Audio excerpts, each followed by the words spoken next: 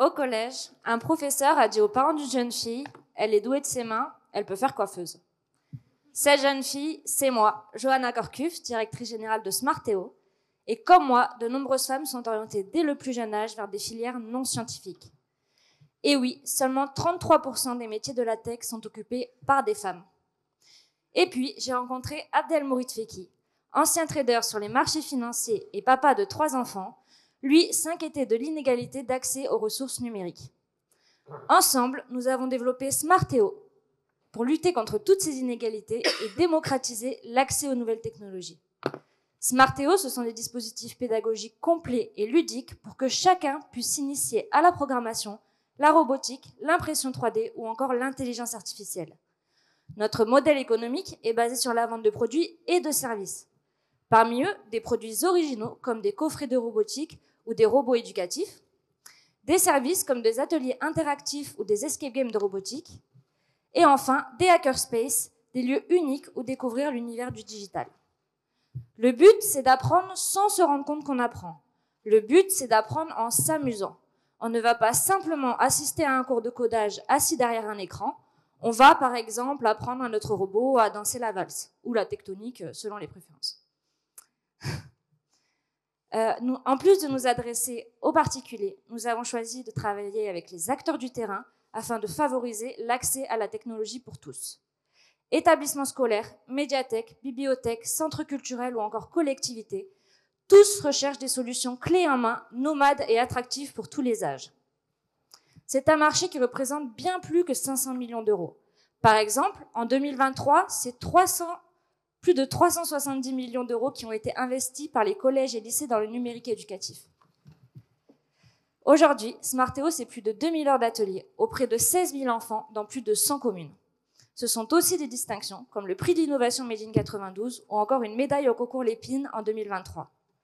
Avec un chiffre d'affaires de près de 300 000 euros l'année passée et une équipe jeune et dynamique tournée vers la tech, nous sommes prêts à relever tous les défis. C'est pourquoi, aujourd'hui, nous recherchons à lever 1 million d'euros afin d'étendre notre offre à l'échelle nationale avec l'ouverture de 9 nouveaux hackerspaces partout en France sur les 3 prochaines années. Bien sûr, nous recherchons également tout contact ou mise en relation avec l'éducation nationale. Je vous remercie pour votre écoute et désormais, c'est à vous de jouer.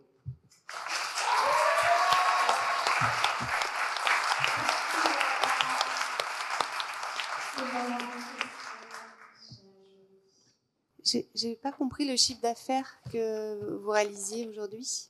Alors, en 2023, on a réalisé un tout petit peu moins de 300 000 euros et on prévoit un chiffre d'affaires d'à peu près 342 000 euros en 2024 et 6 millions d'euros en 2027, du coup.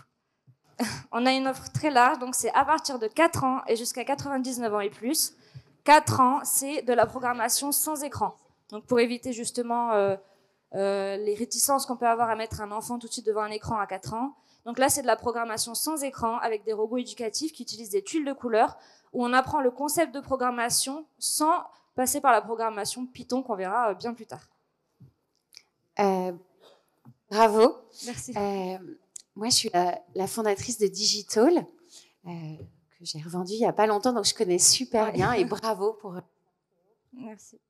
Ça fonctionne un peu, que j'ai suivi ces dernières années. Donc, vraiment, je suis hyper fière de la relève et de Smarteo. J'ai juste une suggestion, en fait. Oui. Parce que pendant 7 ans, j'ai passé beaucoup d'énergie et de fonds sur l'évangélisation du marché. Donc, le marché existe, évidemment, comme vous le dites, sur l'éducation. Il y a un vrai besoin. Mais c'est des temps qui sont longs, en fait. C'est-à-dire, sur la Belt-Off, c'est long, les temps de décision sont longs et ils n'ont pas forcément de budget.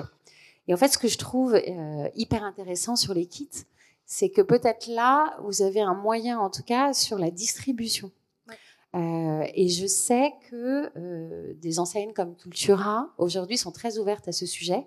Et je pense qu'il y a peut-être un focus business pour faire décoller, justement, et le chiffre d'affaires et l'attraction des investisseurs sur ce marché EdTech, qui est de l'EdTech, mais aussi sans écran. Donc, je le connais bien. C'est pas facile de trouver des fonds sur ce sujet.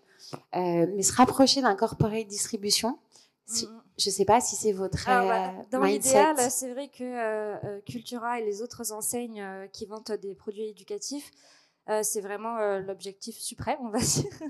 Mais c'est vrai que ce sont toujours des gros distributeurs, donc difficiles à approcher directement quand on reste une start-up.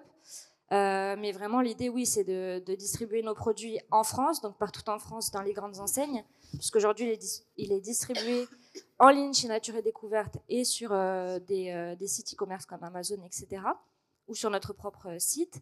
Mais l'idée, c'est aussi de passer à la traduction en anglais pour les Français qui souhaitent apprendre l'anglais en même temps, mais aussi pour pouvoir toucher les marchés internationaux qui sont beaucoup plus ouverts à la tech dans l'éducation, et notamment les pays anglophones comme les États-Unis. Voilà.